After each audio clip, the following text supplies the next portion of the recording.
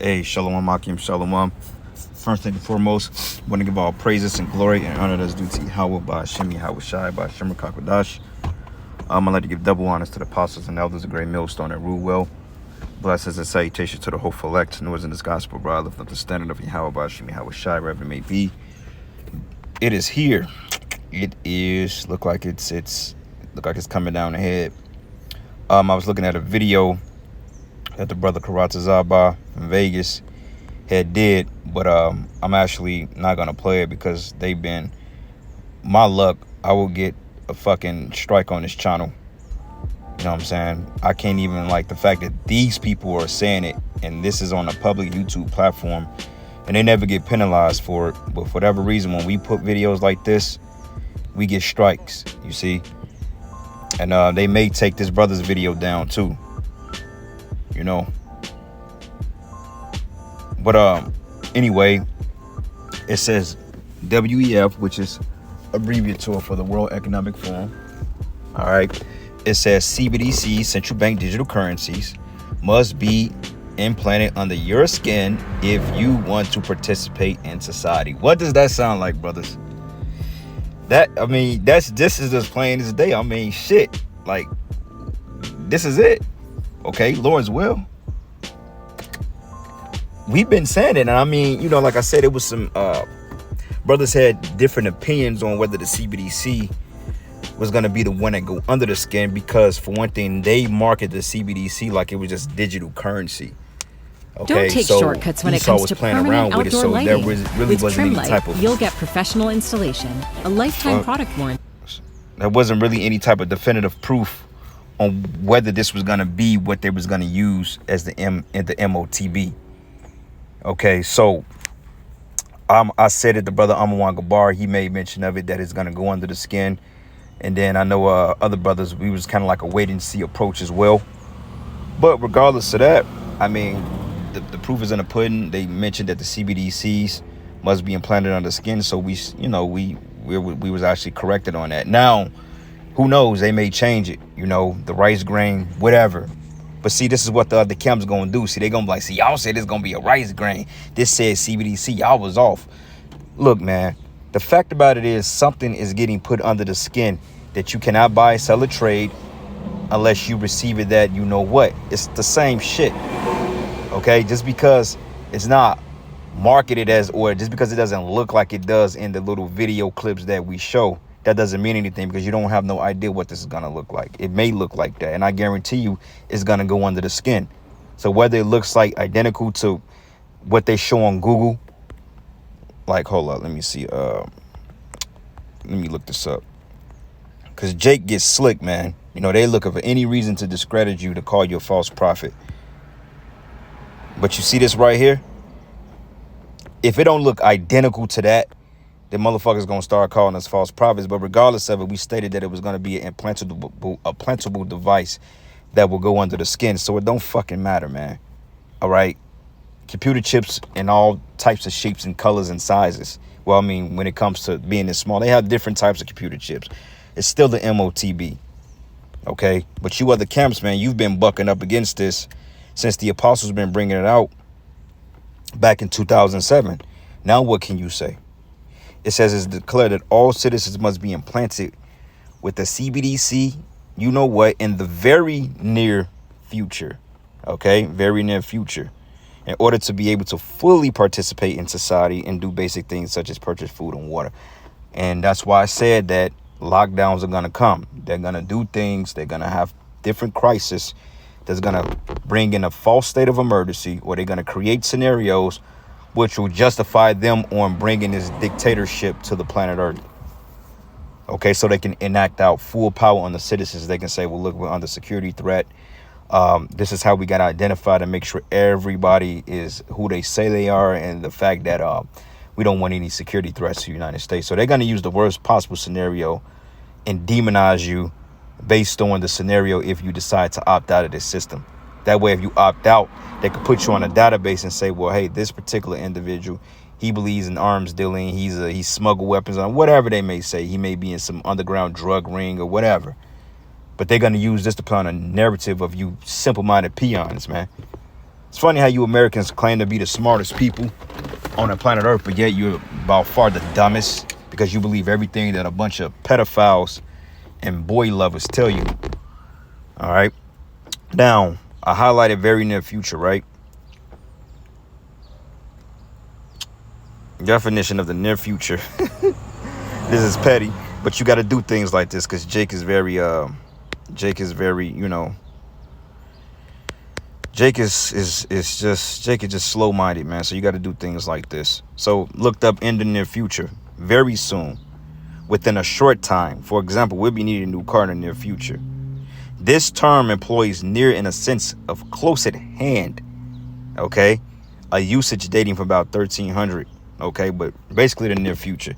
So they want to have this shit rolled out soon. I'll say that. I'm not going to say within the next. I mean, shit.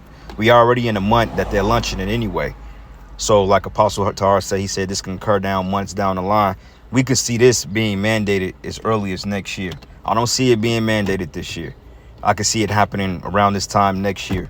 You know what I'm saying? But that's just my opinion. It can be before that. It could be slightly after. But they told you in the very near future. So from now up until when they implement this folly, expect to see all types of weird shit happening on the planet Earth, from fires to weathers, inclement weather, fucking diseases, all these things popping back up because they need to scare you into submission. But those of us that's into know, we know not to take the bait, because allegedly this big sand cloud from the Sahara Desert is allegedly coming towards the United States or whatever, some type of sandstorm allegedly is already here in Florida. I saw a video, don't know how true it is. I haven't seen a brother report on it. But regardless of it, how the fuck would you be able to predict an unpredictable weather pattern all the way in the Sahara Desert some goddamn where and know exactly what states is going to hit at a certain time? How do you know that? Especially when weather is quote unquote unpredictable. But yet your models forecast that it's hitting the United States and smogging up several cities. To me, that seems like some inside shit. You're controlling that, man. And you're blaming it on other places. You go to the Sahara Desert or whatever and get some report out there, I guarantee you they're not going to know what you're talking about. You know? But this is Esau that we're dealing with. So anyway, let's go to the book of Revelation, the first chapter. Get some precepts here. This is the book of Revelation 1:1. It says the revelation, which revelation goes into revealing. Okay, well, the apocalypse goes into reveal.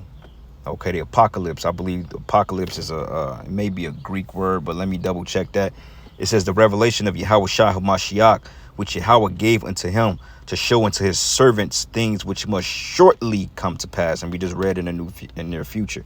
So this is a prophetic book that jumps in the past, present time, the future time, back to the present time and to the future time. So Revelation is particularly prophetic in nature, though a lot of events occurred, but we still have events that's going to occur. It says, unto his servants things which must surely come to pass, and he sent and signified by his angel unto his servant John, who bear record of the word of Yahweh and of the testimony of Yahweh Shai and of all things that he saw. Okay, and he saw the MOTB. So it says he bear record of it, meaning that he's seen it and he ultimately written it down. Okay, because when you write something down, ultimately it's a record, you know. And that's a shame looking at Issachar, man. They got all types of gut issues and shit, and guys drinking a big ass thing of Coca-Cola and wonder why they sick. Carnitas and all that stuff. Our people they're just through. All right. But anyway, bear record of it because it was written down. Okay. Apocalypse.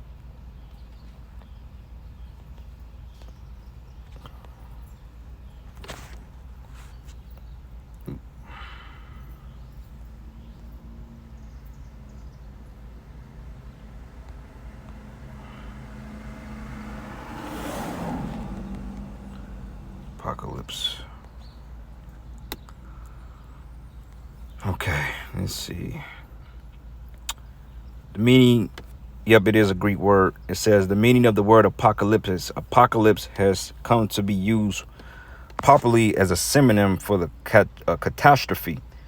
But the Greek word apocalypsis, which is derived from, means revelation. Okay, or unveiling. Like the Apocrypha, right? Apocrypha and apocalypse pretty much goes into the same etymology root word. It means to reveal. Okay, and that's why the Apocrypha was a hidden book, but we have access to it through the Holy Spirit, because now the Lord is shining light on the truth. Okay, but it says the complete and final destruction of the world, which they go off on that, described in the biblical book of Revelation as bells ringing, is supposed to usher in the apocalypse, an event involving destruction or damage or awesome catastrophic scale, a stark market apocalypse, basically all hell breaking loose. Okay, as we read in the near future. You see?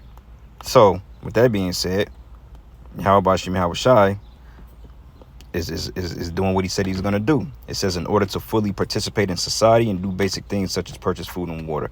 Sounds like the MOTB to me, buddy. All right. Revelation 13:14. It says, and deceiveth them that dwell on the earth by the means of those miracles which he had power to do in the sight of the beast. Okay, those miracles, as this guy Cotton Swab was making mention of, having the chip in you and linking you up to the digital world. So basically, you're going to have a neural link between your mind and the digital world. So if you have that particular enhancement in you, which is not going to be fully furnished, so to speak, they're not going to fully get it all the way through to partake in those so-called miracles. The Most High is not going to let this man make creation a machine for the most part. Now, you're going to have some people that's going to deal with it and that's already dealing with it, that's starting computers and cars with their minds and shit like that. But as a collective, the Lord is going to stop that. Okay, because he's going to usher in the kingdom. But it says those miracles which he had power to do in the sight of the beast, saying to them that dwell on the earth that they should make an image to the beast which had the swoon by the sword and did live. The Roman Empire, we broke that down yesterday. And he had power to give life unto the image of the beast, that the image of the beast should both speak and cause that as many as were not worship the image should be killed. And that's the ultimate image, is taking that MOTB. The image is everything around us, but bowing down to that image is basically you taking the, implantable, what. It calls it all, both small and great, rich and poor, free and bond, to receive a mark in their right hand or in their foreheads, and that no man might buy or sell, save it had the mark or the name of the beast or the number of his name. Okay, look what it says here. In order to be able to fully participate in society and do basic things such as purchase food and water. There you go. Can't get around that.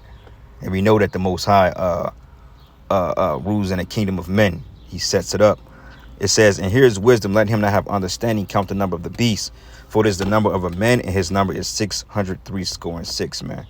So let me see. Minds Kings. Let me see something here. I know the scripture said the Lord works on the heart of the kings. The heart of the king is in the hands of the Lord. Heart.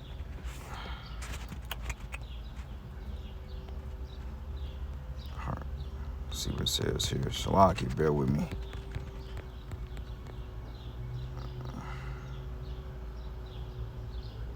Yep, Proverbs 21:1. It says the king's heart is in the hand of the Lord. As the rivers of water, he turneth whatsoever he will. Okay. Now you would ask yourself this: if the elites knew these prophecies and they know the prophecies and they know what's to bring the end of their demise, why wouldn't they just try to avoid it? Well, we just read it, that the Most High is working on the minds of the kings to prove that there's no free will. Because if that was free will, Esau would have been superseded or stepped across that and say, you know what, this is how we go down. Why the fuck would I go ahead and fall right into the trap? They would do away with it, which proves that they can't, because there is no free will. That's why we just read the heart of the king's heart is in the hands of the Lord, and he turneth whatsoever he will. And the Most High is going to put it on the spirit of these elites, according to Revelation, the 16th chapter, to make these prophecies come to pass, man. Okay? So that's what we're here to tell you. And any of you that take that micro C-hip, then you're going to be destroyed. All right? But this is the book of Revelation 20, and I'm going to start at verses 4. And I saw thrones, and they that sat upon them, and judgment was given unto them. And I saw the souls of them that were beheaded for the witness of Yahweh Shai, and for the word of Yahweh, which have not worshipped the beast, neither have received his mark upon their foreheads or in their hands, and they lived and reigned with Hamashiach 1,000 years. Okay, but that's the point. In order to reign with Yahweh Shai, you can't accept the micro C-hip. Okay, you got to be against it, and you got to stand stiffly for the name of Yahweh Bashim Yahweh Shai and hide behind that name, because if not, then we through. Okay, you're going to falter, you're going to give in, you're going to get afraid, you ain't going to know what to do, and before you know it, the Lord is going to get you up out of here. You see? Revelation 2, and I'm going to start at verses 42. It says, I, Ezra, saw upon the Mount Zion a great people, whom I could not number, and they all praised the Lord with songs. And in the midst of them there was a young man of high stature, taller than the rest, which is Yahushua, and upon every one of their heads he set crowns, and was more exalted, which I marveled at greatly. So I asked the angel, said, Sir, what are these? And he answered and said unto me, These be they that have put off the mortal clothing, and put on the immortal, and have confessed the name of the Most High, and now they are crowned with and received palms. Then I said it to the angel, What young person is that crowneth them? And he giveth palms in their hands. So he answered and said unto me, Is the Son of Yahweh, whom they have confessed in the world, which we're confessing him now, unlike some people. Then began I greatly to commend them that stood so stiffly for the name of the Lord, man. Okay? So we got to really hide behind the name of Yahweh Shai. We really have to be on point in this time, brethren, because it's coming to the time, and Elder Yahshua says that all the time, that we're going to have to step out on some serious faith. So, hey, man, let's continue to do what we do, continue to push the name of the Lord, and the Lord is going to get us through this, man. We ain't going to fall victim of this. Just another test, and this is the final test we have to pass in order to be counted worthy. Those of us that's doing the work in sincerity and truth, to be counted worthy, to get on a chariot, to escape this place, to have eternal paradise, man. So that's a test worth passing. So, hey, let's make the grade, man, and let's do it, and let's get our kingdom, and let's live in righteousness and happily ever after, man. Fuck this place. But with that, all praises and glory and honor that's due to Yahweh Bashim Yahweh Shai. And with that, Shalom and a Baba Shalom.